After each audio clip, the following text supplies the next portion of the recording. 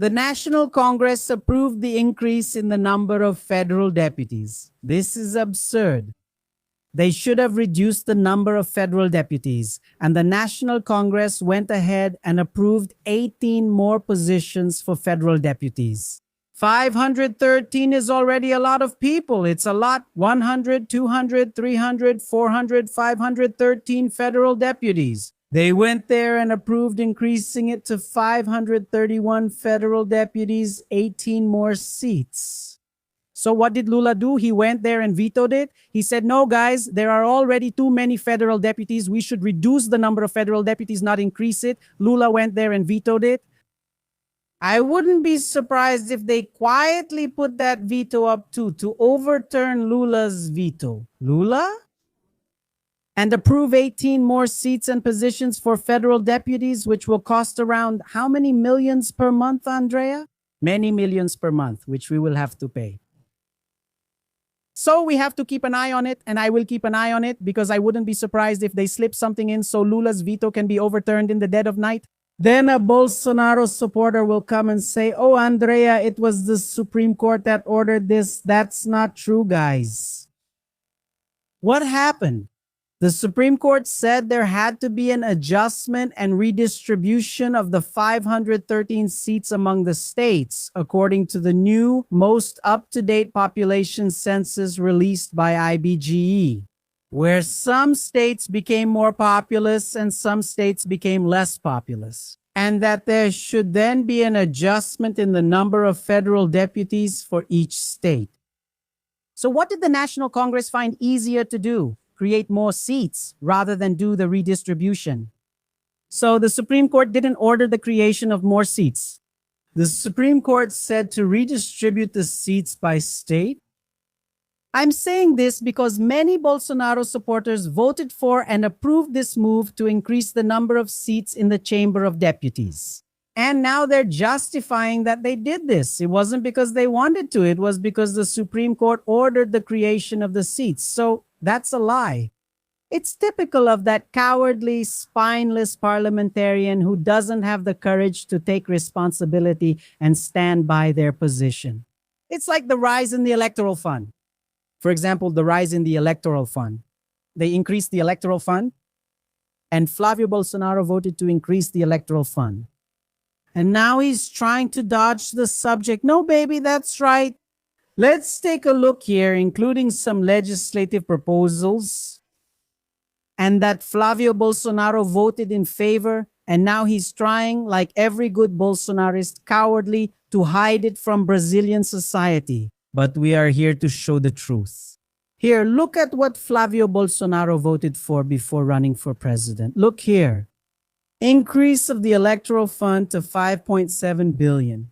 Proposal in Bill 3 of 2021 within the Budget Guidelines Law of 2022. In 2021, he voted in favor of increasing the electoral fund. O Congresso aprovou o aumento do fundão from 2 billion to almost 6 billion. E Flávio votou a favor. Almost 3 times more in the middle of the pandemic, with 19 million Brazilians going hungry. Flávio voted in favor. Flávio acted in defense of the military police officer accused of killing a 5-year-old girl. Senator Flávio Bolsonaro signed the defense filing. Look, he was the lawyer for the military police officer accused of killing Ana Clara Machado, a 5-year-old girl, in Niterói in 2021. The child was hit by a rifle shot while playing with her 2-year-old brother, right at her doorstep. In 2024, Flávio Bolsonaro filed an appeal with the Superior Court of Justice to prevent the case from being tried by a jury. The attempt was rejected and the police officer is still awaiting trial. Yes, the Pension Reform Constitutional Amendment Proposal 6 of 2019. Flávio voted in favor. He voted for approval, and he spoke at the podium calling the reform a historic moment that will put Brazil on another level. The constitutional amendment increased the minimum retirement age, raised contribution rates, and eliminated retirement based on years of contribution because it started requiring a minimum age. The reform targets the poorest while preserving the privileges of the military and special categories. Flávio voted. He voted in favor of the salary freeze, Constitutional Amendment Proposal 186 of 2019. This was all under the Bolsonaro government, all at the workers' expense. In 2021, he voted in favor.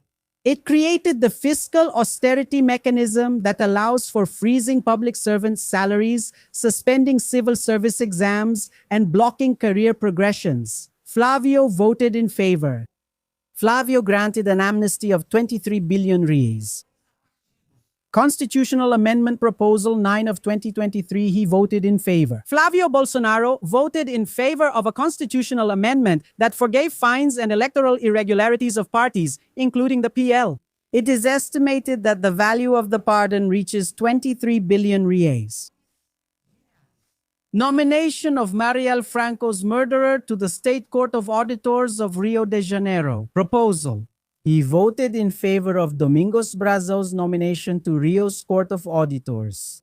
Voted for the nomination of Domingos Brazão, who would later be indicted as one of those who ordered the murder of Councilwoman Marielle Franco and driver Anderson Gomes. Tiradentes Medal for a militia member in 2005 without a direct vote. While serving as a state deputy, Flávio Bolsonaro awarded the highest honor of the Legislative Assembly of Rio de Janeiro to police officer Adriano da Nóbrega. Later, he was identified as the head of a militia in Rio de Janeiro and was killed in a police operation in 2020. So Flávio Bolsonaro here, folks, is total chaos. And we can't forget, right, that he fought hard, Flávio Bolsonaro, to approve the privatization of the beaches. Do you remember? All that mess about privatizing, not privatizing. Flávio Bolsonaro was one of those who led the fight to get privatization approved. It went on, but it didn't happen. But he was one of the main advocates for the approval for the privatization of the beaches in Brazil. So we can't forget about these situations. The pension reform was a total mess. Totally. There are a lot of people who are going to fall out of their chairs when they apply for their retirement or pension benefits for survivor's pension. And they'll find out that they won't have the right, or that they'll have to work longer, or that they'll have to wait longer because they won't meet the minimum age to retire. All because of the neglect and all the harm that was done in the pension reform, which even changed the way the calculation is done. You will receive less than you would have if you had retired before November 2019 when the pension reform was approved. That was the second document he filed in the National Congress after he became President of the Republic, elected in 2018. The first document was a gun decree, allowing Brazilians to have guns. And then the second document was exactly the pension reform. A total chaos. And here, my dear, there's no point in trying to fool anyone. There's no point, because here you won't fool anyone. No, you won't. Did you understand? He voted in favor of the income tax exemption only because there was no other way. He voted, I don't know if you remember, in favor of not stripping him of his seat and of suspending his arrest of Chiquinho Brazão. Chiquinho Brazão was sentenced to almost 80 years in prison for the murder of Marielle Franco, a city councilwoman from Rio de Janeiro. Chiquinho Brazão was a federal deputy and he was arrested. Then that's part of immunity. The house that the deputy or senator belongs to can suspend the pretrial detention of a deputy who ends up being arrested. And this passed in the plenary. And he was in the United States and made a point of recording a video saying that Chiquinho Brazão should be released and that he shouldn't lose his seat even. Yeah, who? Flávio Bolsonaro. So there's no way, right, guys? Flávio Bolsonaro and Eduardo Bolsonaro, both of them spoke out against stripping Chiquinho Brazão of his seat and against keeping him in prison, who is now convicted. Chiquinho Brazão, Domingos Brazão, and Rivaldo Barbosa, and others, notably the killer Rony Lessa, Ronnie Lessa got 90 years in prison, and they got almost 80 years in prison. And they tried there, to see if they could get Chiquinho Brazão released from prison. Notably, Eduardo Bolsonaro in the Chamber of Deputies with support from Flávio Bolsonaro as well. So it seems like these people like criminals, right? So it gets difficult. And the house keeps falling apart. Meanwhile, Cristiano Zanin gives his decision and says that there will be no replacement of the current governor of Rio de Janeiro. The current governor of Rio de Janeiro is Ricardo Couto, president of the Court of Justice. Who did he replace?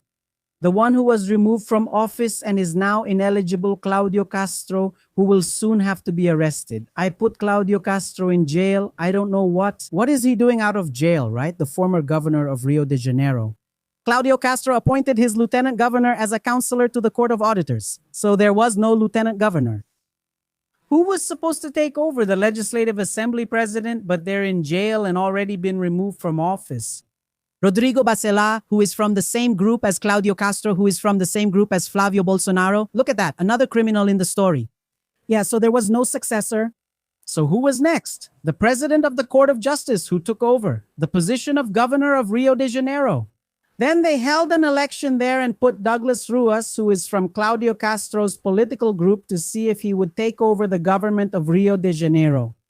Cristiano Zanin replied that the act already occurred, so there was no succession line since the Legislative Assembly had no president.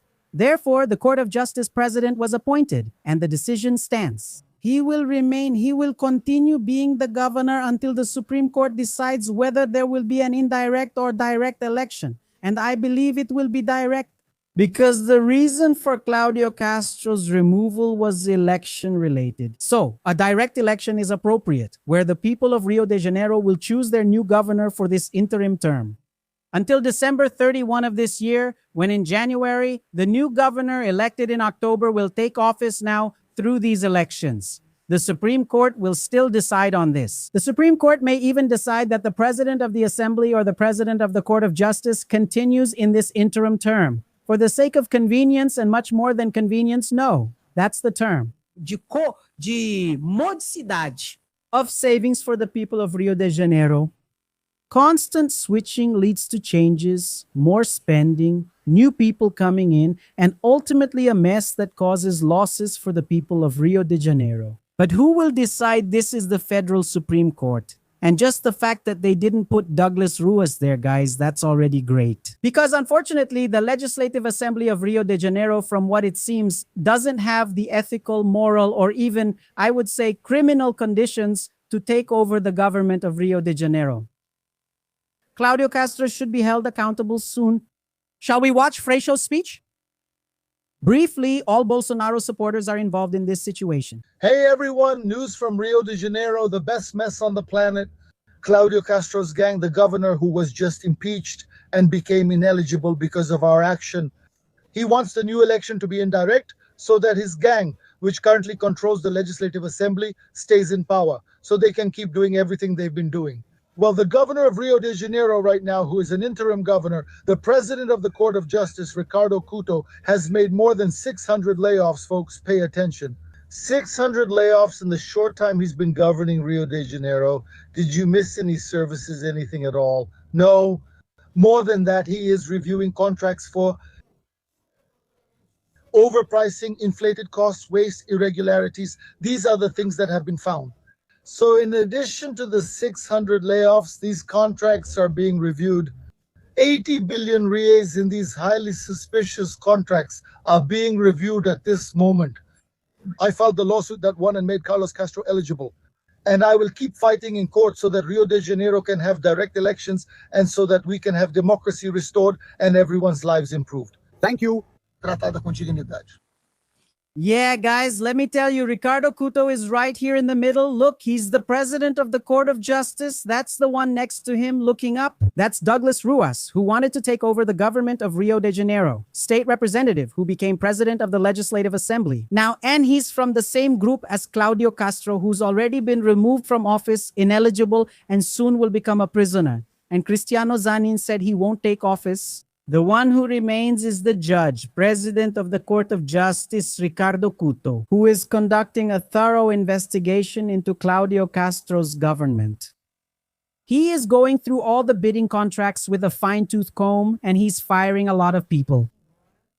Thank you, ladies. They weren't doing any real work. It was just a way to hand out jobs, and he's uncovering other schemes, other situations that should soon be revealed to all of us. The trail of banditry, corruption, involvement with militias and criminal organizations is being thoroughly investigated right now. And just to highlight, right, that his ally, Rodrigo Bacela, the former president of the Legislative Assembly, who was also removed from office and is now in prison, is an ally of Claudio Castro's political group. Thank you, ladies. And during the course of the process, obstruction of justice, and he was arrested because they found evidence of involvement with militias and of favoring the Red Command. Claudio Castro's group, which also includes the same group as Flávio Bolsonaro. Why do I say this?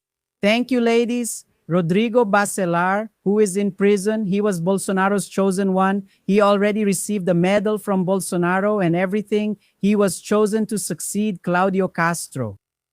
Gentlemen, thank you, Brazilian ladies from the Court of Auditors, for the position to remain vacant with no one in it. So when he stepped down from the position like he did, but the Superior Electoral Court didn't validate it and removed him, even so when he stepped down, who would take over then, since there was no vice governor, would be the president of the Legislative Assembly, Rodrigo Bacela. But they were caught off guard because Rodrigo Bacela was arrested, was removed from his position as state deputy, then was arrested, released, and now has been arrested again.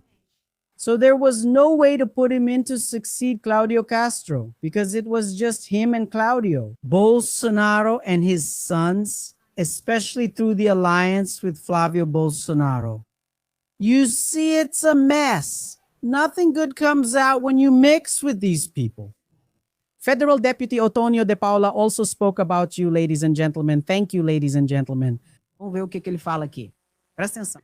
Thank you. Wonderful news for the people of Rio de Janeiro.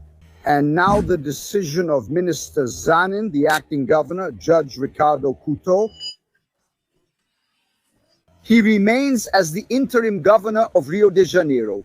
Douglas Ruas, the new president of the Rio de Janeiro Legislative Assembly and candidate for governor of the state of Rio de Janeiro, who represents Claudio Castro's gang, which has the political support of Flávio Bolsonaro and the Bolsonaro family, who unfortunately are sponsoring this corruption in Rio de Janeiro.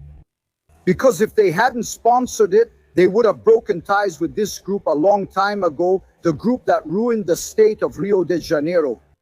But no, Flávio has ties to this group. Anyway, Ruas represents this political group that ruined Rio de Janeiro, and he wanted to take over since he won as president of the Rio de Janeiro State Assembly. Minister Zanin did not accept it. He said that Judge Ricardo Couto remains governor. This is a blessing for those of us in Rio de Janeiro. Why? Why? Because now it means that Minister Zanin accepted. What is happening will keep happening. There are thousands of investigations. The thorough review of the bids that actually hides a big theft by this gang will keep happening. If Ruas gives in, sits in that chair, all of this is over. This group that's being dismissed would all come back and the investigations, the thorough review of the bids would end. Thank you, Minister Zanin.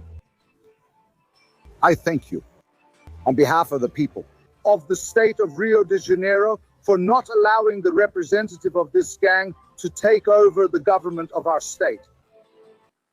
Yeah, but the boss has to go to jail, right? Put this up, my dear. Claudio Castro in jail. That has to happen. Now, another one also has to go to jail. It's the former federal district governor Ibanez Rocha, who resigned to run for the Senate and is another Bolsonaro supporter, who, from all indications, is involved up to his neck in the Banco Master fraud, who used BRB, the public bank with public money, to buy more than 12 billion reais worth of bad shares from Banco Master, So for God's sake, people, there has to be justice. Otherwise, soon, Ibanez might even get elected to the Senate. Claudio Castro can't, as he's already ineligible. But Ibanez Rocha isn't ineligible yet. It's a serious situation. Ibanez and Castro in jail now. Put them in, put them in, put them in. Don't let me say it alone. Don't let me say it alone. Please, please help me, help me. Meanwhile, let me tell you something here. You saw it, right? This past weekend, the attack on Donald Trump, the attack on Trump. Let's talk about that. But before we do, I just want to make a side note here. I found it kind of strange. The guy is still alive. I'm not going to lie to you.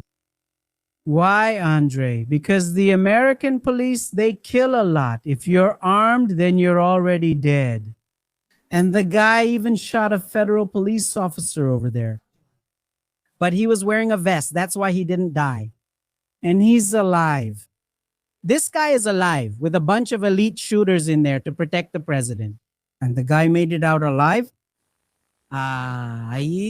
So this attack could be a complete sham, right? I'm not saying it is.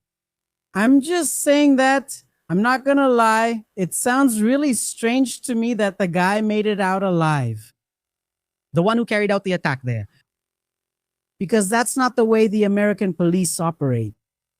It's to kill, plain and simple. Especially in an attack on the president over there. But anyway, we're going to talk and I'll show you the scenes in a bit. But first, let me tell you something here. According to reports, Donald Trump is preparing a new package of harmful measures against Brazil.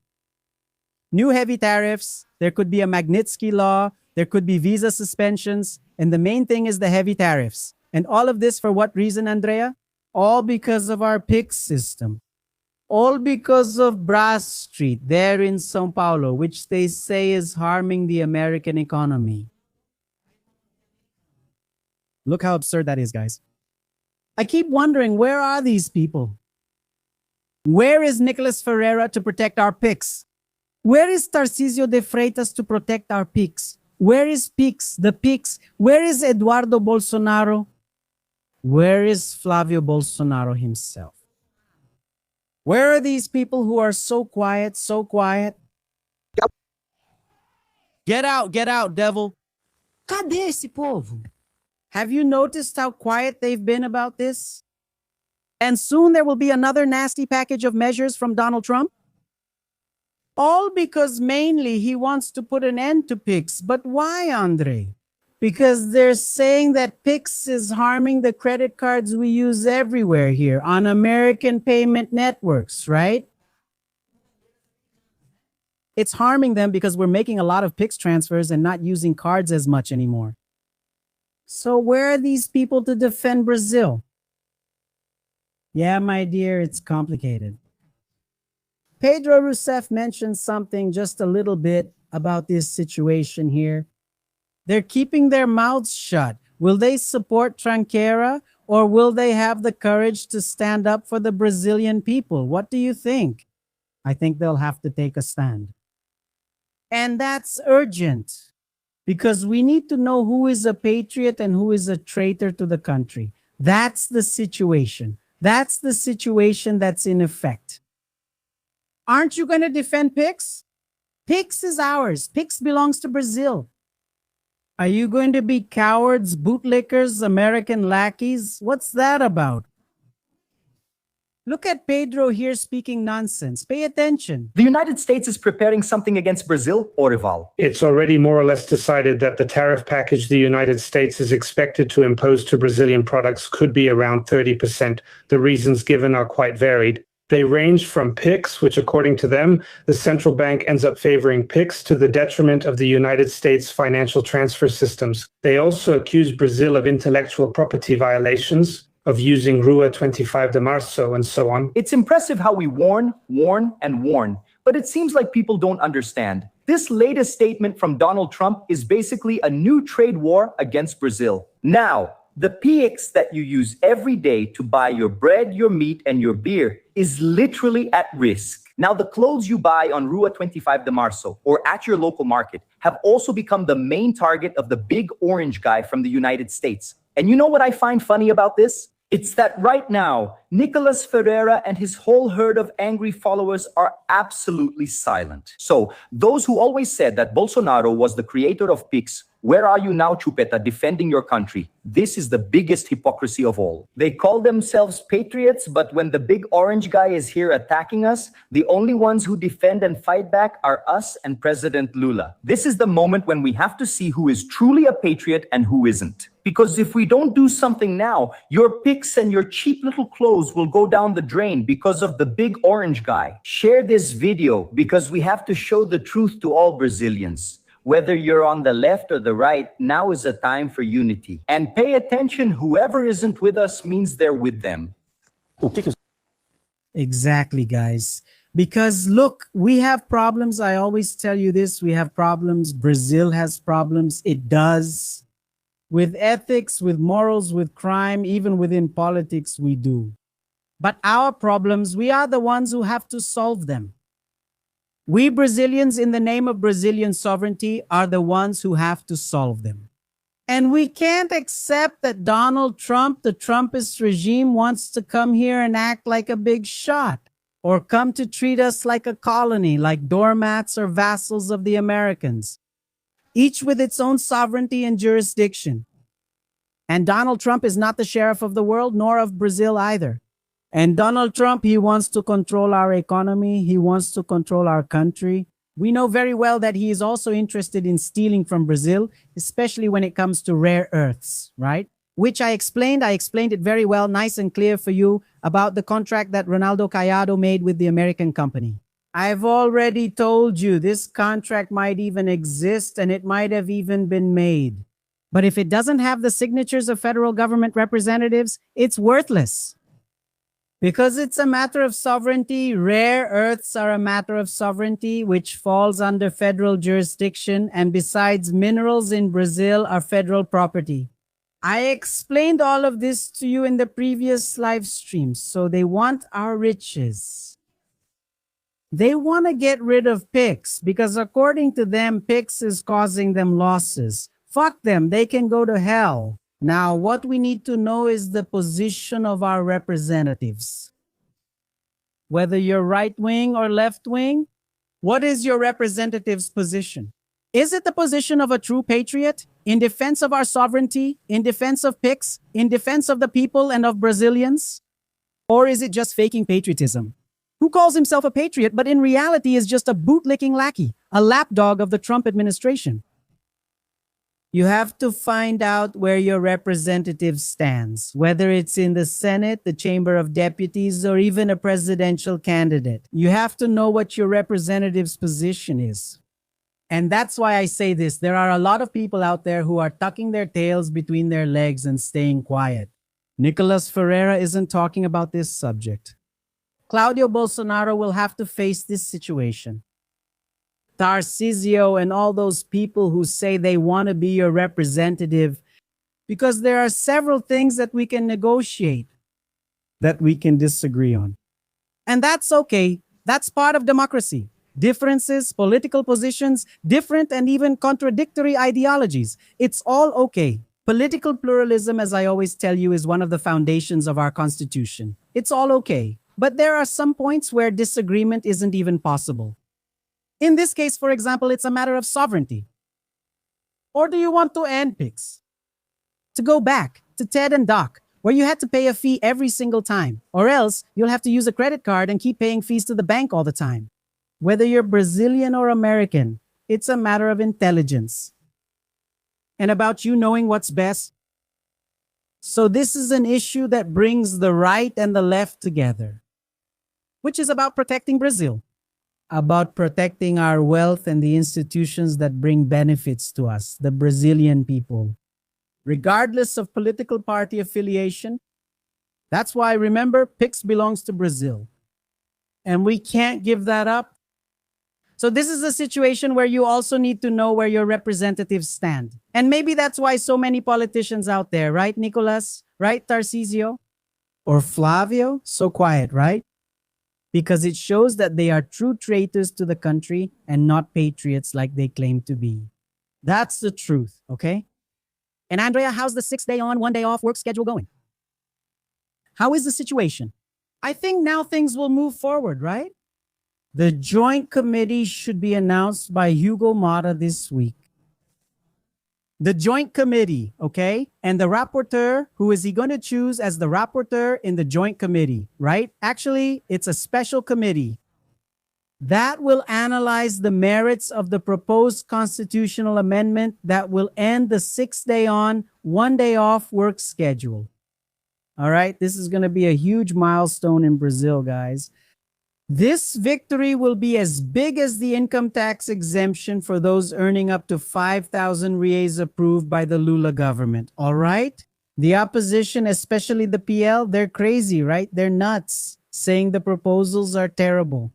That Reginaldo Lopez's proposal, I explained it to you in detail on Friday. There's also Erica Hilton's proposal. They say they're horrible, whatever, but he didn't mention Lula's proposal, right? Which I also explained to you, which establishes that for every 5 days worked, you get 2 days off. He didn't mention that one, did he? So I started thinking. The one who said that was Sostenes Cavalcante, leader of the PL in the Chamber of Deputies. If both are so bad, then let Lula's proposal move forward, Mom. It's even better because Lula's proposal is urgent. It will have to be approved soon, faster, one way or another, right, guys? But that's not the problem. The problem is that it's from the left.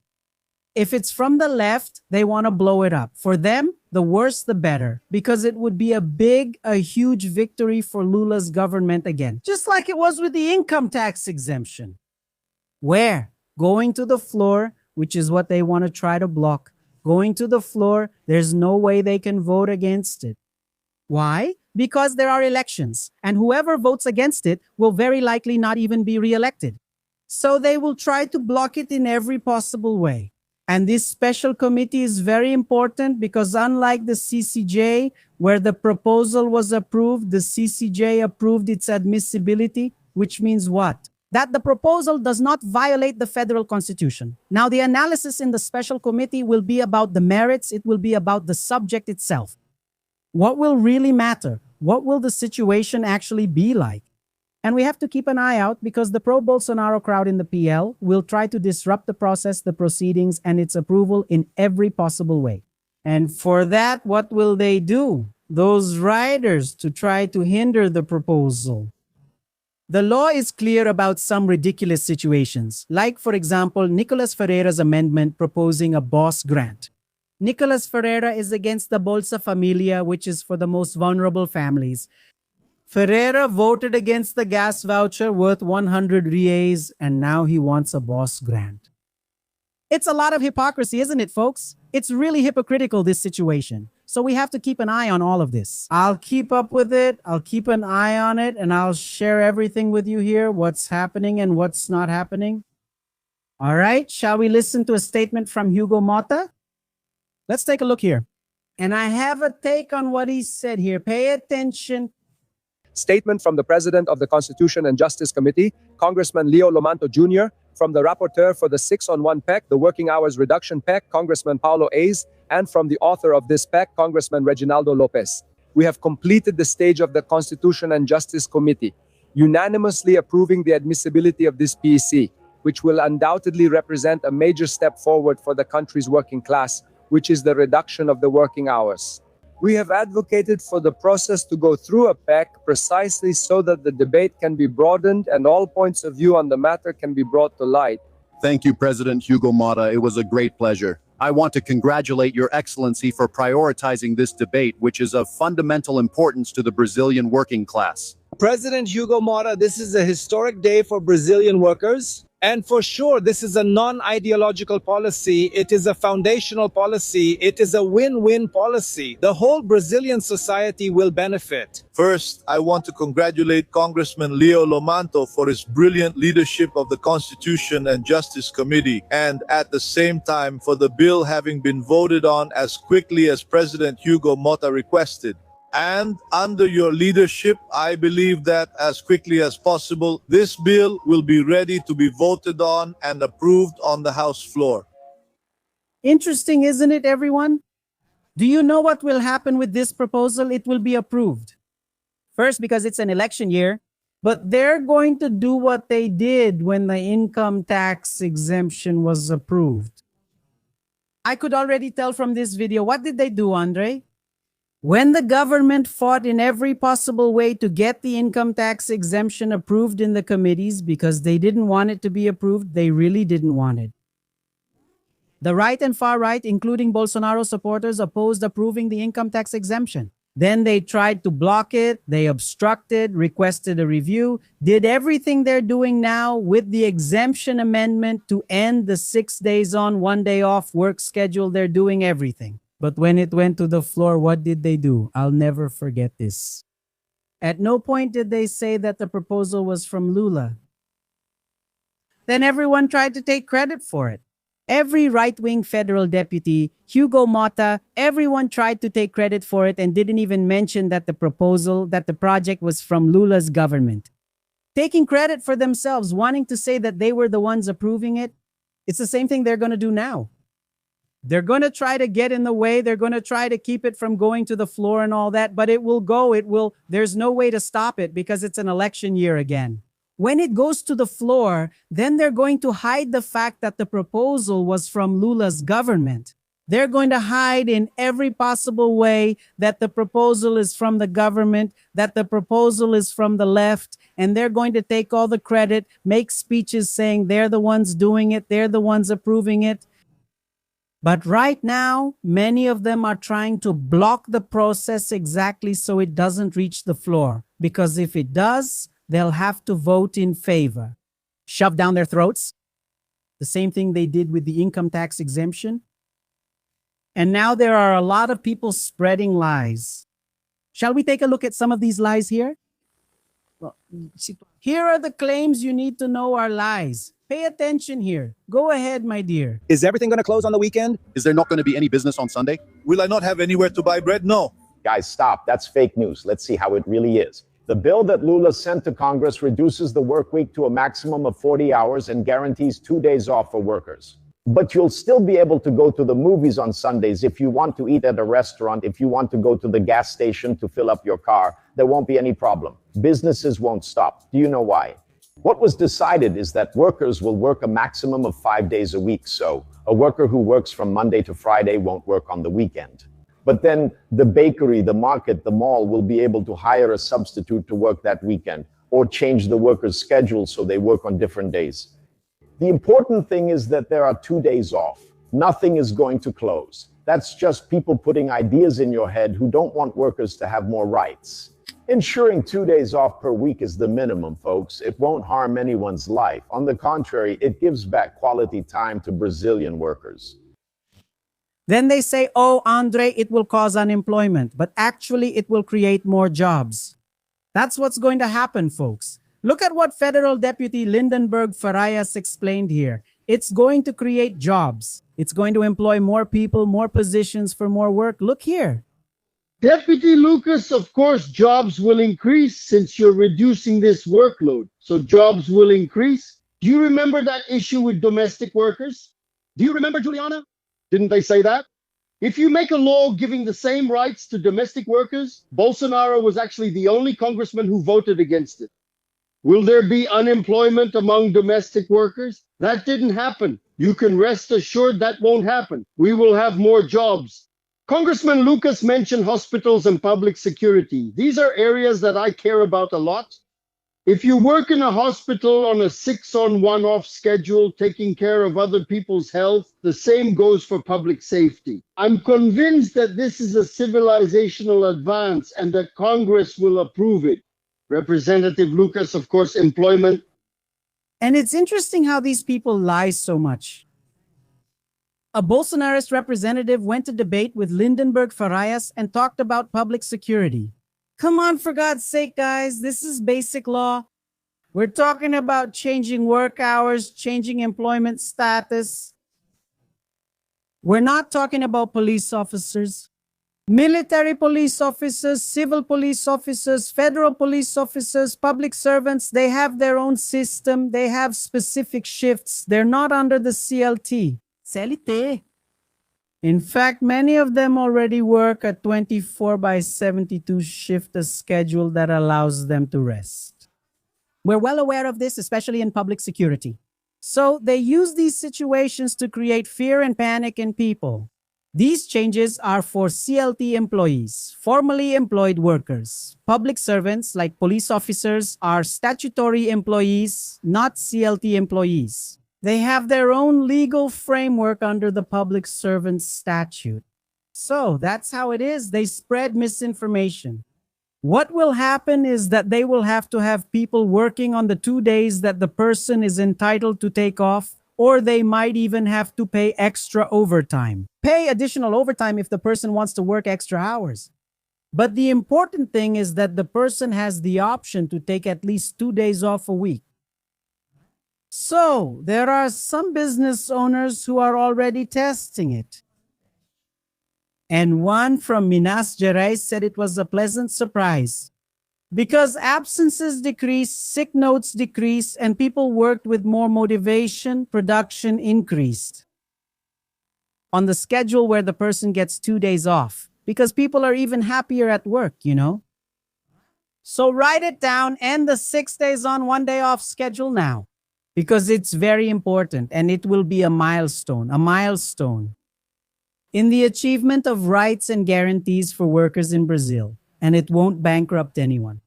This story, oh, it's going to bankrupt people, that's just nonsense. It won't bankrupt anyone. Productivity will increase. People will work more happily. They will produce more, be absent less, present fewer doctor's notes. There will be fewer problems, including psychological ones. There will be a longer period to rest, right? So write it down and the 6 days on, 1 day off schedule. Done. And like the live stream, okay? It's really important. Oh, and don't forget, look here, okay?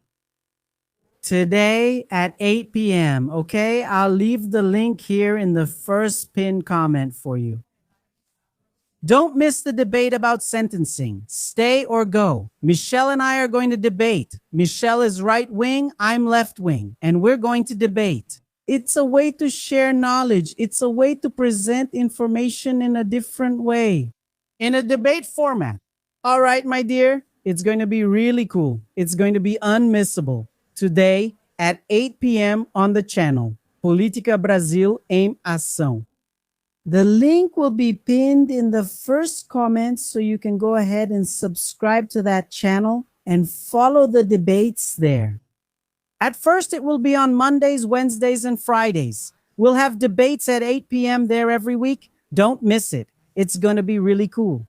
Michelle and I will be doing this new format for sharing information and knowledge.